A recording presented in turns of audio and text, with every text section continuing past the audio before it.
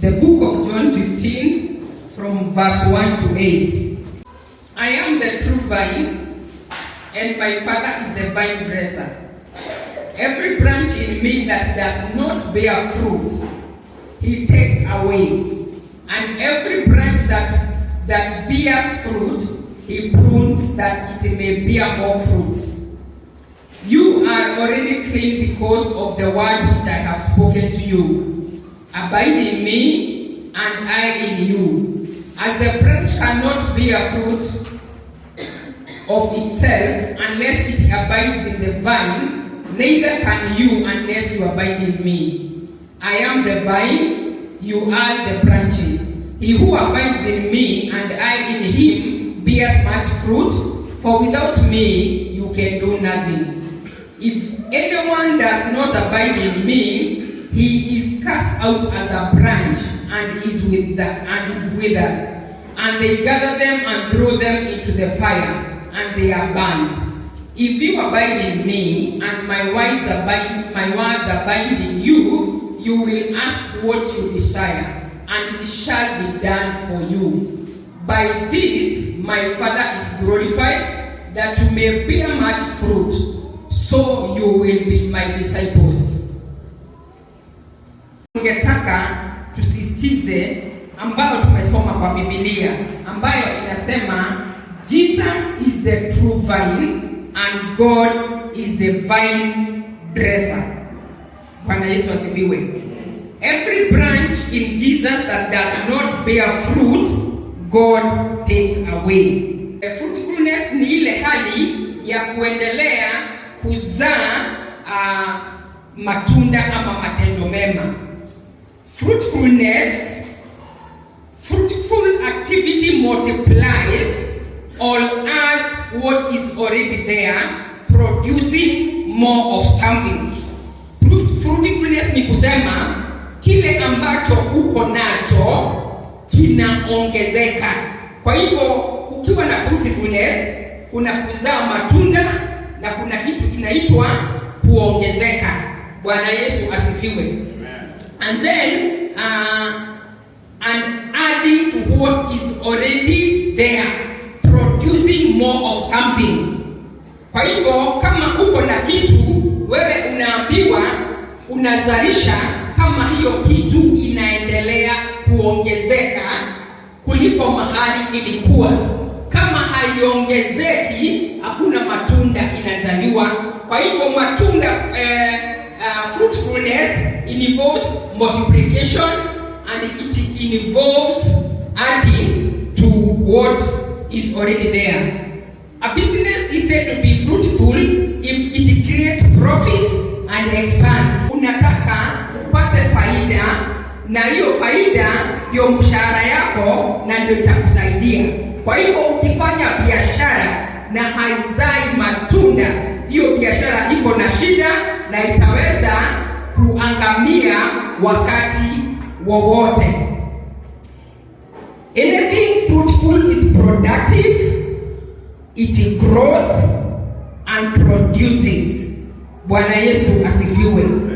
In conclusion, we can say being fruitful means being productive, making a difference, and generally being a blessing to those around you. Tumetoa fruitfulness kwa hali ya kawaida, tunaileta kwetu wenyewe na tunasema being fruitful means being productive, making a difference, and generally being a blessing to those around you. Bwana Yesu asifiwe. Na tutaona ile mambo inafanya tusemekane tunazaa matunda, ama kuna ile mambo ambayo tuko nayo inaonyeshana hatuzai matunda. Bwana Yesu asifiwe. Huwezi kuzaa matunda kama hauko ndani ya Yesu, kwa sababu Biblia imetuambia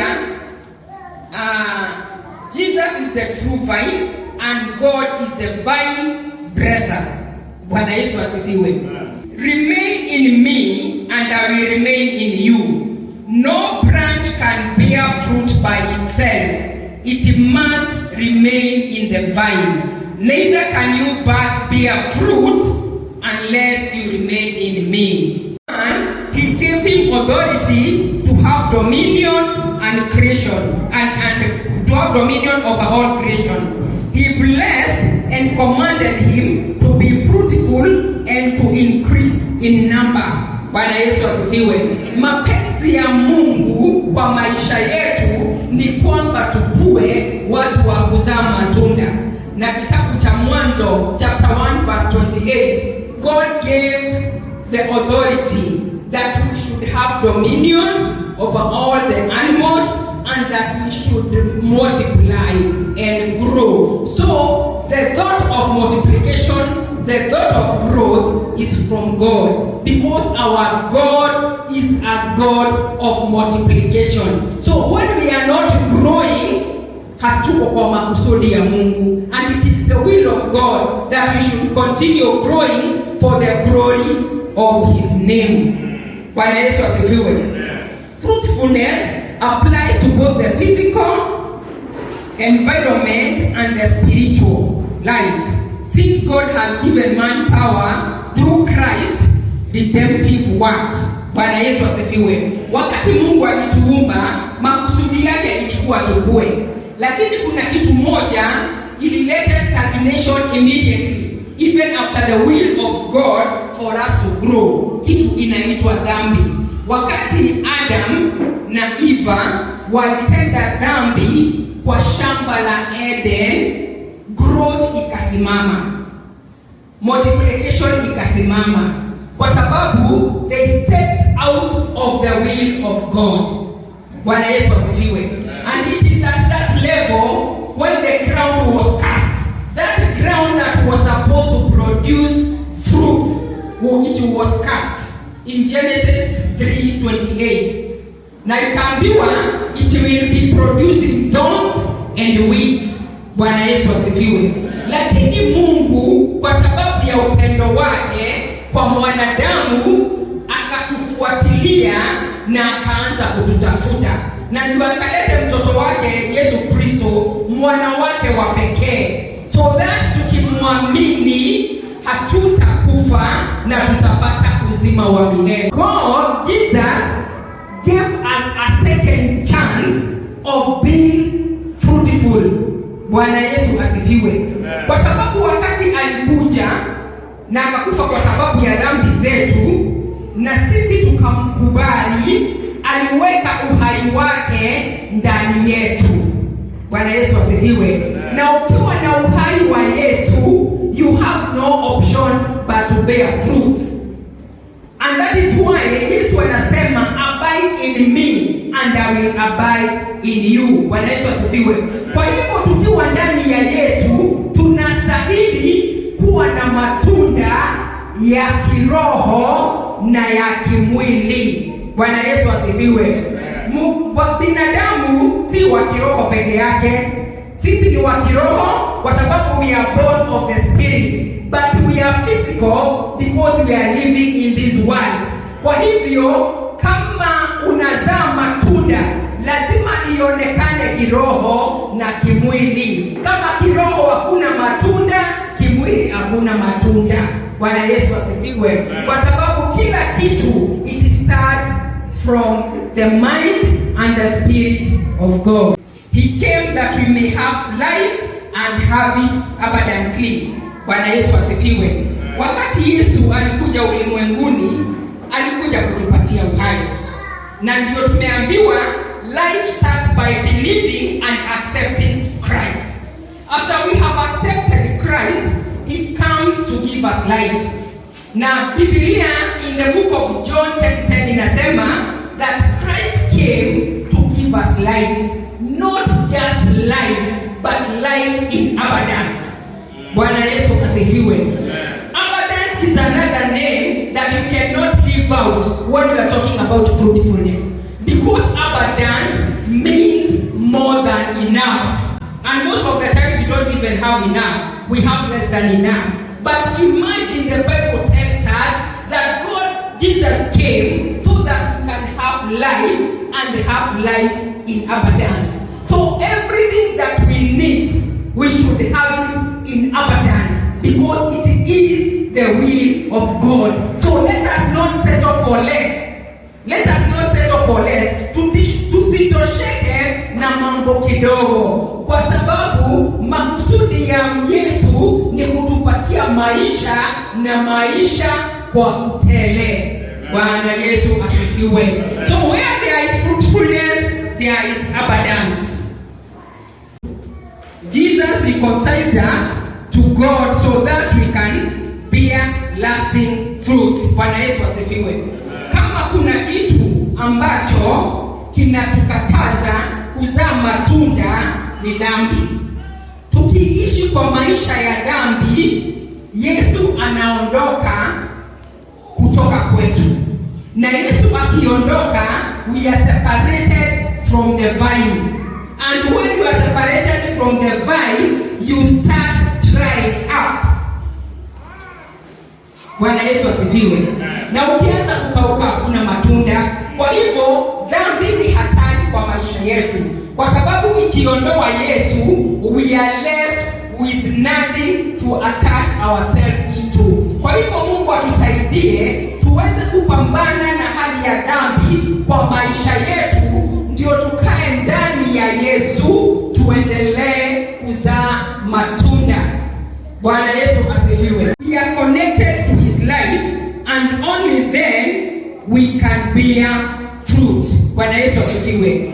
Tukiokoka, tukitoka kwa dhambi na tuokoke, Yesu anatupulizia uzima wake.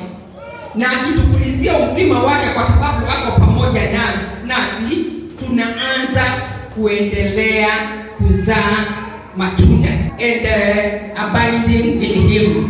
We need to abide in him daily through prayer, the word, and doing his will, that we can bear fruit just like him. Bwana Yesu asifiwe. Vile tunaweza kujishikanisha na Yesu ni kwa maombi, kwa kusoma neno na kufanya the will of God. 3 things. That is how we abide. Number 1, tuachane na dhambi. Tena tuwe watu wa kuomba, tuwe watu wa kusoma neno, na tuwe watu wa kutii mapenzi ya Mungu. That is the secret of abiding in Jesus Christ, so that we can be fruitful. When we spend time communing with God, he imparts us with his life and enables us to be fruitful for his glory. Yale matunda ambayo tunazaa inatukuza Mungu. Bwana Yesu asifiwe. Matunda, kwa sababu Mungu ndio anataka tuzae matunda. Vile tumeona in Genesis 1:28. Ndio anapenda tuzae matunda.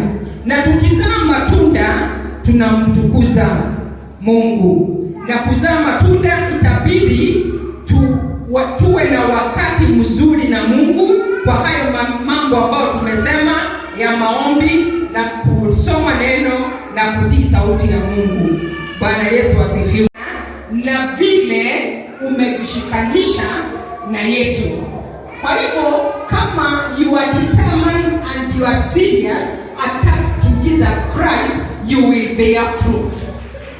Lakini kama hujishikanishi na Yesu, utatembea tu, lakini utakuwa kama mtu mwenye amekauka. Kwa hivyo neno la asubuhi ya leo it is driving us to get attached more in God, so that we can be able to bear fruit. It is not the will of God to have barrenness in any area of our lives. Bwana Yesu asifiwe. Si mapenzi ya Mungu tuwe na upasa kwa hali yote ya maisha yetu. Na tukiangalia the book of Exodus 23. So you shall serve the Lord your God, and he will bless your bread and your water. And I will take sickness away from your midst. No one shall suffer miscarriage or be barren in your land.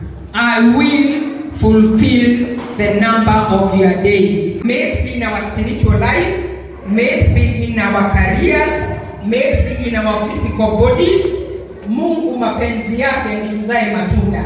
Na Biblia in the book of Exodus 23 verse 25 to 26 inatuambia, if we serve the Lord, He will bless our bread and our water. So there will be multiplication. We will never lack. Bwana Yesu asifiwe. Na pia akasema, I will remove sicknesses from among you, or any of us be barren.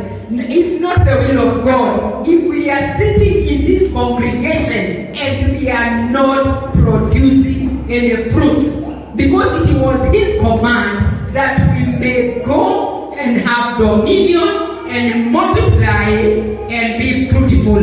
Bwana Yesu asifiwe. So, fruitfulness is one of the keys that you can use to receive the best from God. Bwana Yesu asifiwe. Fruitfulness is one of the keys that you can use to receive the best from God. If you abide in me and my words abide in you, you will also ask what you desire, and it shall be done unto you. Bwana Yesu asifiwe. And that is why we are told fruitfulness is one of the keys that we can use to receive the best from God. Ni neno lake limesema, if you abide in me and my words abide in you, you will ask for what you desire, and it shall be done to you. Kwa sababu tunakukuza Mungu, chochote ambacho tutamuomba atatupatia, kwa sababu ya kulitukuza jina lake. Bwana Yesu asifiwe. Na ndio tukasema utaweza kutumia kuzaa matunda kama ufunguo wa kupata yote yaliyo mema kutoka kwa Mungu. Bwana Yesu asifiwe. Tunaomba Mungu, lakini maisha yetu haina Yesu ndani yake. Hatutii mafundisho ya Yesu, hatutii mwelekeo wa Yesu kwa maisha yetu. Kwa hivyo tunaishi kuomba tu, but we don't get the results. Lakini Biblia imetuambia hapa kwa uwazi, tukiendelea kukaa ndani ya Yesu na yeye ndani yetu, chochote ambacho tunataka tutaomba na tutapata, kwa sababu ya utukufu wa Mungu. Kwa hivyo wacha tuweze kutumia hiyo hali ya kuzaa matunda, ndio tuweze kupata yote yaliyo mema kutoka kwa Mungu. Na pia Biblia inatuambia, even aside from glorifying God, when we bear fruit, we become disciples of Christ. Bwana Yesu asifiwe.